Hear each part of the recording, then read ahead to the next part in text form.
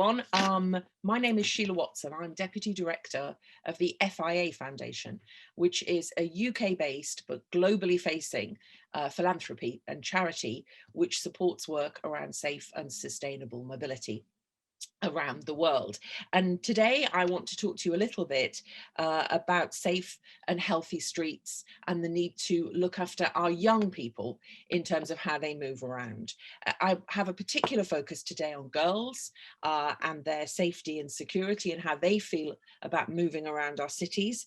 But I will also touch on broader issues across the whole range of challenges facing adolescents and young people. So just looking at the numbers on this group of citizens, and it's very clear with almost 2 billion adolescents aged between 10 and 24 at the moment, 30% of the population in Africa falling into that age group. These are a very numerous, a large number, sorry, of people who we should be concerned about and whose impact in terms of our environment and our economies, even if it hasn't happened yet, is clearly going to be very significant. They are, of course, the next generation.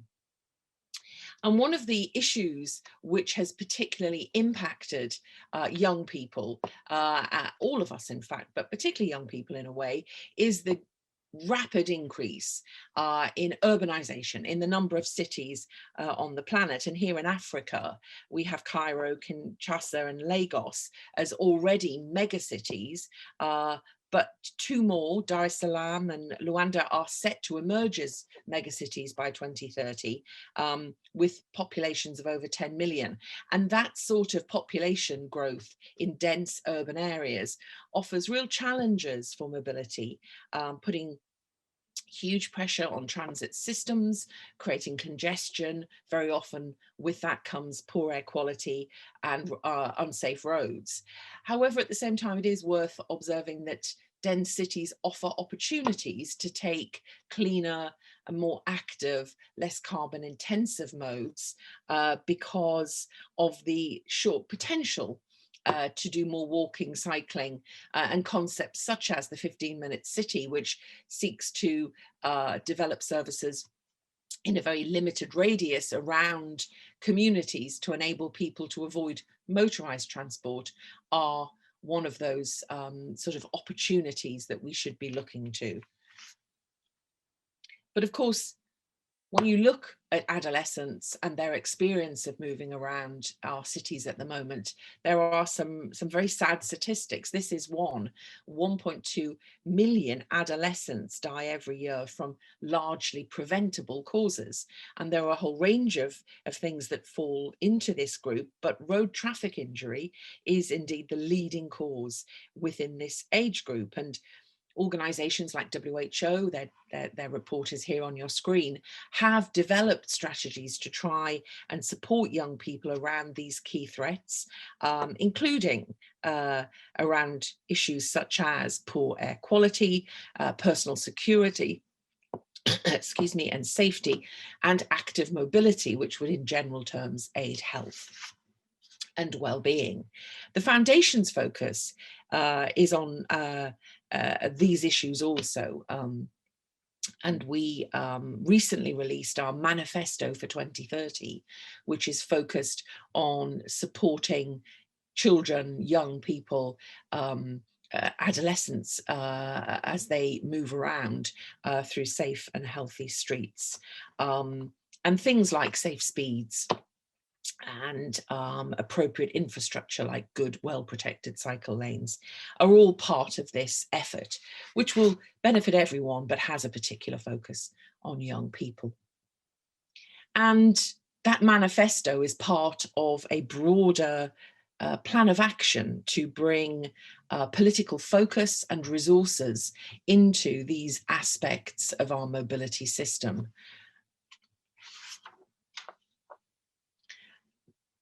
And we particularly are concerned about the journey to school for children and young people. This is the moment very often in a child's day when they are most at risk from so many aspects of the negative side of mobility. And very often that will mean breathing dirty air. It will mean taking their lives in their hands as they try to cross roads. And it will actually potentially dissuade them from adopting the sorts of modes such as walking and cycling, which would help to diminish those issues, or in many cases those are the only options they have, so they remain unsafe and exposed to dirty air. Ultimately, we want cities to exist for the benefit of their people rather more than being particularly vehicle focused. And I think what's important when you look at this concept of a safe system where you have more walking, you have fewer vehicles, is that the elements are mutually reinforcing. So if you have cleaner vehicles, then you have cleaner air. If you have reduced speeds, then you have safer roads and streets, and you have people much more prepared to walk, and you therefore have cleaner air and reduced emissions. And if you have more walking, well, that's less carbon intensive, and you have more activity and the health that arises from being more active. So as this diagram shows you, these things are mutually reinforcing, and the more that we can move towards them, the more quickly we will see the combined benefits of them. And there are various projects which the foundation has supported to show just how these sorts of changes can actually take place. Very often it is easy to talk about change, but you need to be able to show it to and amend. An organisation based here in Africa, this is in Dar es Salaam, work with local groups and organisations to just show how that change can come about. And this illustration shows how you can improve the position of children travelling to a school by changing the infrastructure. So here, reducing risks through reducing speed and introducing safe crossings has made a marked difference outside of this school, where there had been a series of road traffic incidents in the previous year. And similarly in Mexico City, this work we undertook with ITDP, which was really a student-led approach to changing the surroundings of their school. And here you can see the kids taking it into their own hands to make change, using paint to draw in crossings and exclusion zones for vehicles, using bollards to create safe zones, and so on. And this is really important because it's about educating young people, about giving them power, giving them a voice, and offering them the ability to change their own surroundings. And interestingly, one of the possible silver linings to the really very terrible experience we're all still going through with COVID, and which is applied across the world, is that it has given us something of a chance to focus in on the need for, I think in particular, clean air and physical exercise, and of course to focus on how we ensure our children can get to school, maintain social distance because of the virus, but also be safe. And it has been an opportunity to show how some of those things we said were a good idea originally, it just became an even better idea when COVID came into view. And this project was one which we undertook with UNICEF to issue guidelines and support schools as they brought children back in after some of the initial lockdowns. And as I say, incorporating that distancing as alongside active mobility, reduced vehicle use, and so on. Because of course air pollution is a really very, very terrible curse on our young people. It affects children before they're born and can leave lifelong problems. Indeed, by the time our young children who've been born in areas of dirty air, and it is worth noting that 98% of the world's population of children are sadly exposed to air which is in excess of guideline. That by the time they reach adolescence, very often that will have established itself by causing ongoing problems such as asthma. And so it's really important that we look at the root causes. And as some of this, the images on this graph can show you, very, very often the root causes come from the way in which we choose to move, the fuels we use in our vehicles, and the excessive vehicles on our roads. And this is something which we felt in the work that we did here, and on the screen you will see the student resource pack we produced with an organisation called Global Action Plan, which really centred around the issue of poor air quality, the issue of vehicle emissions, and our desire to give young people a voice, for them to understand the issues and then to speak out on them. So this student resource pack was something which classes in schools in the UK were able to access, and they were encouraged to look at the emissions of the vehicles on their roads. And I'll talk briefly in a moment about how they did that using a different project that we support, and also to look at vehicle advertising and to question whether or not the people who manufacture vehicles are telling us the full story about the impact of those vehicles on our health. And then ultimately to take up their pen and write, as many of them did, to manufacturers. And I should say they got extremely good answers, but to write and express their concerns. And yet, so as I said, the way in which they were able to assess the emissions of their vehicles was because of this project that we also support in conjunction with an organisation called the International Council on Clean Transportation, ICCT, based in the US. And they're the people who exposed Dieselgate, which was a major cheating scandal about vehicle emissions in the US. And so what we have been able to do is to support the work of this initiative in assessing the emissions of vehicles, comparing them to what they should be, and giving them a rating.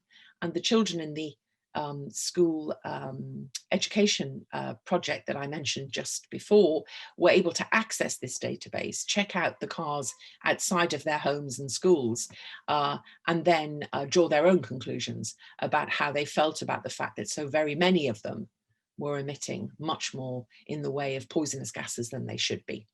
And although at the moment this database is entirely populated with data on European vehicles, we have just developed a massive database for the US, and we are planning to do the same in Africa, working with the UN Environment Programme. And of course, it is worth saying, Africa is often the destination for many of these vehicles when they've finished, as it were, their use in Europe. So this problem is one which is imported into Africa in large measure every year. And so these vehicles, if they're not on your streets now, very sadly will be very soon. And one of the greatest threats to young girls, to adolescent girls, as they undertake their journey to school, is in terms of their safety and personal security. It has been estimated that a vast number, 40 million almost, girls miss out on education every year, and that sexualized violence or the threat of violence or their experience of abuse is very often one of the reasons why that is the case. And we've worked in a variety of places and supported work in Latin America, in Africa, and latterly in India with this latest report, which you can see on your screen, to understand a bit more about why this happens and what the key drivers are and what the impacts are. And so the study that we undertook well, we didn't undertake it, that we funded, that Safety Pin, a local organisation, undertook recently, was in 3 low-income neighbourhoods in Delhi. And the details of those neighbourhoods are here. And they used a qualitative and a quantitative approach. So there were audits, which were based around an app on a mobile phone, and there were interviews and focus group discussions to add further colour to what that app was discovering. And essentially what the young girls do is they use the app as they move around to identify places where they don't feel safe, and to identify the reasons why they don't feel safe. And what was obvious from that data was a third of the places that girls frequently use were no-go zones for them. They chose not to use those spaces because they felt so insecure when they were in them. And there are cultural reasons for some of this, and certainly there is a feeling that girls wandering on their own, as it's seen, might be more vulnerable or are judged in a certain way. But of course, very, very often these girls are not simply wandering around, although they have every right so to do. They're trying to get to school, they're trying to get to college, they may be accessing healthcare. And so considering why they feel so insecure is very, very important. And one of the major reasons, 84% of the responses were indicated this is the main reason, was poor physical infrastructure. There just aren't paths, there just aren't established places to walk safely. Another major issue was lighting, and this is an area in which Safety Pin have been very successful in working with the authorities. Where places are dark, they obviously feel particularly unsafe. And even in parks, which of course are areas designated for us all to enjoy for fun or beneficial exercise, the girls very often felt unsafe and threatened. As this girl from Bawana indicated, there were men staring and passing comments, and the girls felt unsafe as a result.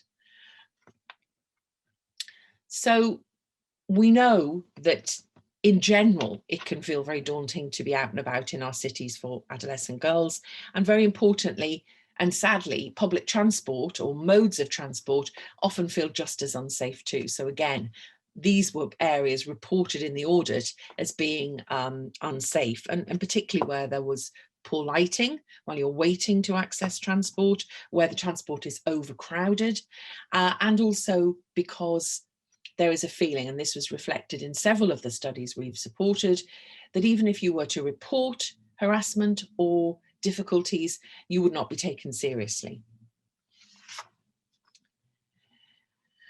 So why does this matter, and why do we care so much about this?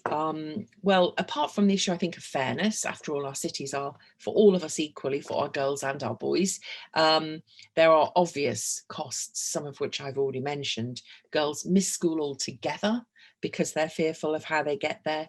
They miss college and further education because they're afraid for their safety. They can avoid exercise. Some girls barely leave home.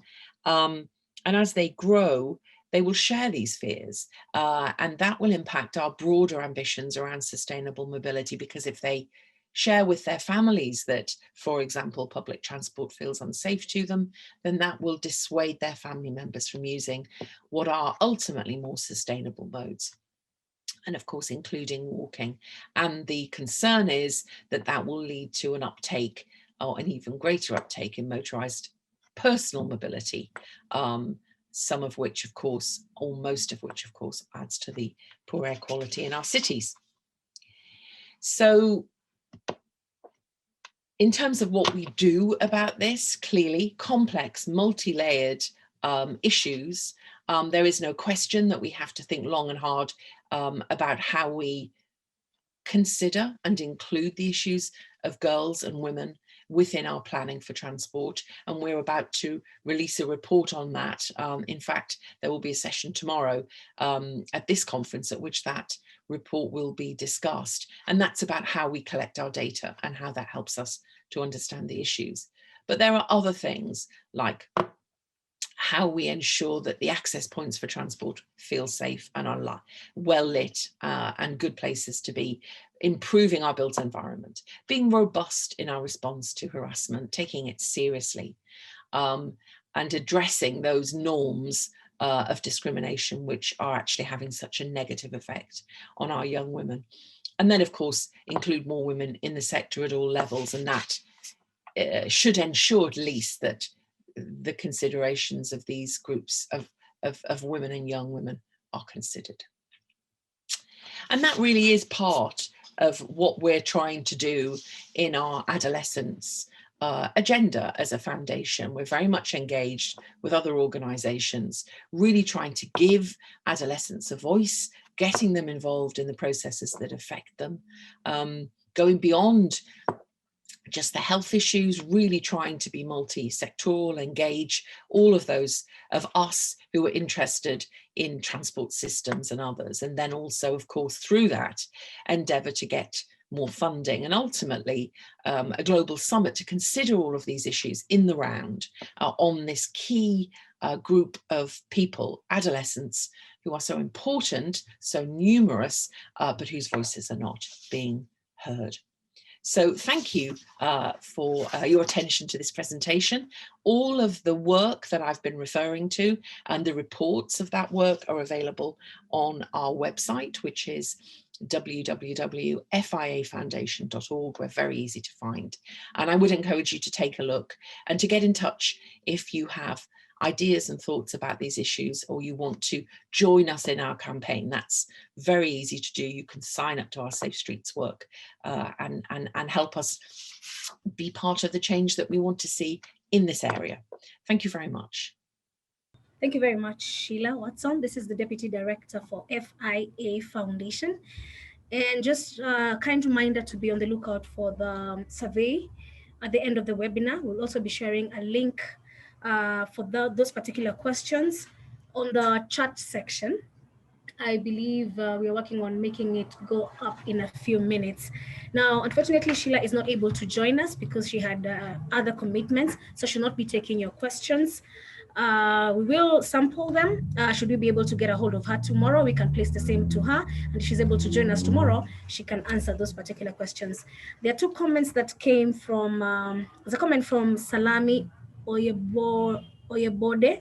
I do hope that I got that correctly, sir. Salami Oyebode. And I think this is in reference to the earlier conversation about children and caregivers. And she says, wow, mom, this is wonderful as we care for our children. In Nigeria, most of these facilities are not available. I hope the government can give it priority.